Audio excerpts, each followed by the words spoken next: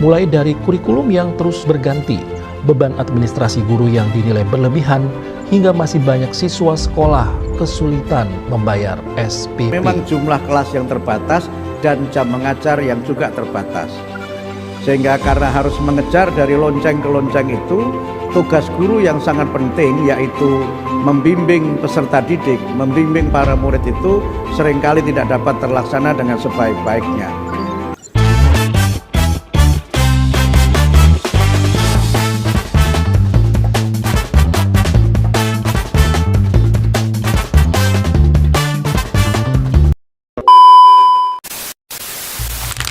Assalamualaikum warahmatullahi wabarakatuh. Perkenalkan, nama saya Risalah Hasanah dengan NIM A1D52056, Program Studi Administrasi Pendidikan Universitas Jambi. Pada video ini, saya akan menganalisis sebuah kasus komunikasi organisasi dalam dunia pendidikan dengan judul Distorsi Pesan dalam Implementasi Aplikasi Pengembangan Guru di Sekolah. Kasus ini diangkat dari pemberitaan media massa yang membahas bagaimana aplikasi yang awalnya dirancang pemerintah sebagai sarana pengembangan kompetensi guru justru dipahami secara berbeda oleh pihak sekolah. Berdasarkan berita tersebut, pemerintah menyediakan berbagai platform dan aplikasi yang bertujuan membantu guru meningkatkan kompetensi profesionalnya. Namun, dalam praktiknya, di sejumlah sekolah, aplikasi tersebut dipersepsikan sebagai kewajiban administratif yang harus diselesaikan oleh guru. Akibatnya, banyak guru merasa terbebani karena harus memenuhi target pengguna aplikasi setelah menjalankan tugas utama mereka sebagai pendidik. Dalam kasus ini, konflik tidak terjadi secara langsung antara individu, melainkan antara tujuan kebijakan dari pemerintah pusat dengan pemahaman pelaksana kebijakan di tingkat sekolah. Sebagai seorang analis komunikasi organisasi, saya melihat akar masalah utama dalam kasus ini adalah terjadinya distorsi pesan dalam proses komunikasi organisasi. Komunikasi organisasi merupakan proses penyampaian informasi dari satu tingkat organisasi ke tingkat lainnya untuk mencapai tujuan bersama. Dalam kasus ini, pesan yang disampaikan pemerintah pusat mengalami perubahan makna ketika diteruskan ke tingkat sekolah. Jika dianalisis menggunakan konsep komunikasi downward atau komunikasi dari atasan ke bawahan, pemerintah pusat sebenarnya menyampaikan pesan bahwa aplikasi tersebut merupakan sarana pendukung pengembangan kompetensi guru. Namun, ketika pesan sampai kepada kepala sekolah dan kemudian diteruskan kepada guru, maknanya berubah menjadi kewajiban yang harus dipenuhi. Fenomena ini disebut distorsi pesan, yaitu perubahan makna informasi ketika melewati beberapa tingkatan komunikasi. Selain itu, kasus ini juga menunjukkan adanya masalah pada iklim komunikasi organisasi. Iklim komunikasi yang kurang terbuka membuat guru merasa tidak memiliki ruang untuk menyampaikan kendala atau memberikan umpan balik terkait penggunaan aplikasi tersebut. Teori lain yang relevan adalah manajemen konflik organisasi. Konflik muncul karena adanya perbedaan persepsi antara pembuat kebijakan dan pelaksana kebijakan. Pemerintah memandang aplikasi sebagai alat pengembangan, sedangkan sebagian sekolah memandang sebagai instrumen penilaian kinerja yang wajib dipenuhi. Berdasarkan analisis saya, akar masalah bukan terletak pada aplikasinya, melainkan pada kegagalan komunikasi organisasi dalam menyampaikan tujuan dan fungsi aplikasi secara jelas kepada seluruh pihak yang terlibat. Jika dianalisis lebih jauh, kasus ini sebenarnya memberikan pelajaran penting bahwa keberhasilan sebuah kebijakan tidak hanya ditentukan oleh kualitas program yang dibuat, tetapi juga bagaimana program tersebut dikomunikasikan kepada pihak yang akan melaksanakannya.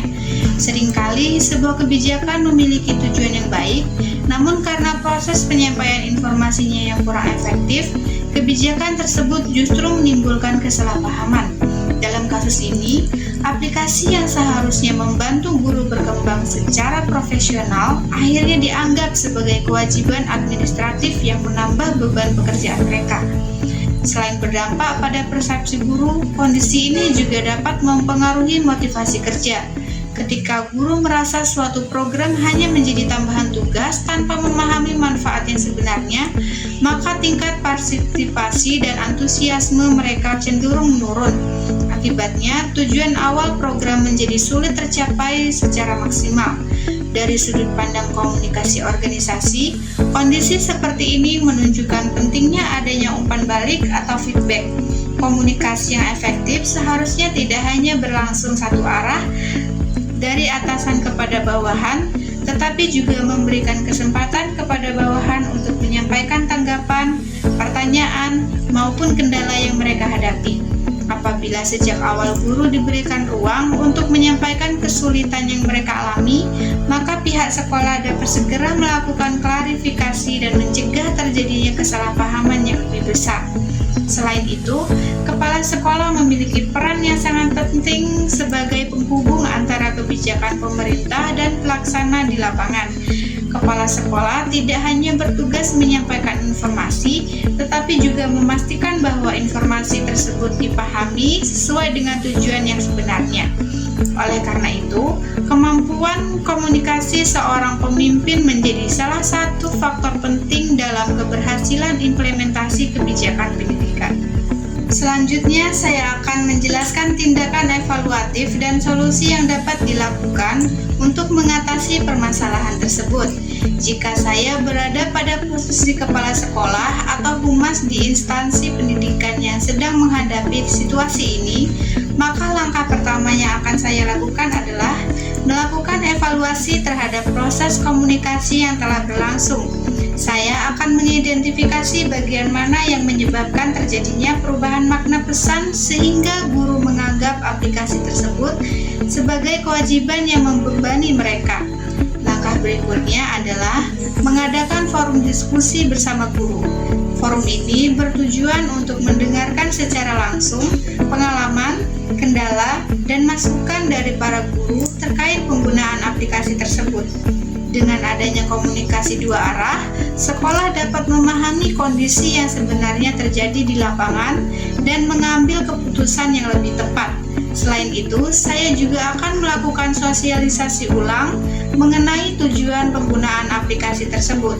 Saya akan menjelaskan bahwa aplikasi ini dirancang untuk mendukung pengembangan kompetensi guru dan bukan sebagai alat untuk memberikan tekanan tambahan kepada mereka. Berikut adalah contoh holding statement atau pernyataan resmi yang dapat disampaikan kepada media maupun warga sekolah. Terima kasih atas berbagai masukan yang telah disampaikan oleh para guru terkait penggunaan aplikasi pengembangan kompetensi guru. Kami memahami bahwa terdapat kekhawatiran dan persepsi bahwa penggunaan aplikasi tersebut menjadi tambahan beban kerja bagi guru. Kami ingin menegaskan bahwa tujuan utama aplikasi ini adalah untuk mendukung pengembangan profesional guru serta membantu meningkatkan kualitas pembelajaran. Program ini tidak dimaksudkan untuk memberikan tekanan administratif yang berlebihan kepada guru. Pihak sekolah berkomitmen untuk melakukan evaluasi terhadap pelaksanaan program serta membuka ruang komunikasi yang lebih luas agar setiap kendala yang muncul dapat diselesaikan secara bersama-sama. Kami mengapresiasi seluruh masukan yang diberikan dan akan terus berupaya menciptakan lingkungan kerja yang kondusif demi meningkatkan mutu pendidikan. Melalui holding statement tersebut, sekolah menunjukkan sikap yang empati terhadap keluhan guru, sekaligus memberikan penjelasan yang jelas mengenai posisi dan komitmen institusi. Menurut saya, terdapat beberapa solusi yang dapat diterapkan agar kasus serupa tidak kembali terjadi. Pertama, memperjelas tujuan setiap kebijakan sebelum kebijakan tersebut ditetapkan kepada guru. Kedua, melakukan sosialisasi secara berkala agar seluruh pihak memiliki pemahaman yang sama. Ketiga, menyediakan saluran komunikasi yang mudah diakses oleh guru untuk menyampaikan keluhan maupun masukan.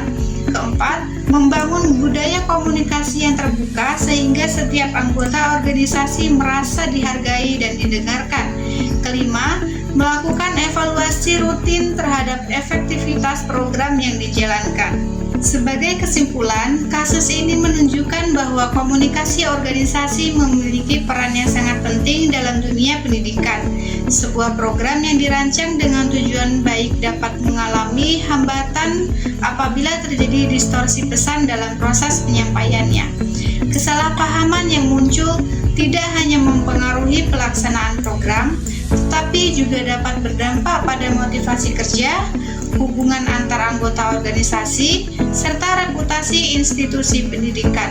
Oleh karena itu, setiap organisasi pendidikan harus memastikan bahwa komunikasi berlangsung secara jelas, terbuka, dan konsisten agar setiap kebijakan dapat dipahami sesuai dengan tujuan yang sebenarnya. Dengan komunikasi yang efektif, berbagai program pendidikan dapat dijalankan secara lebih optimal dan memberikan manfaat yang maksimal bagi seluruh pihak yang terlibat. Sekian analisis yang dapat saya sampaikan. Terima kasih atas perhatian yang diberikan. Wassalamualaikum warahmatullahi wabarakatuh.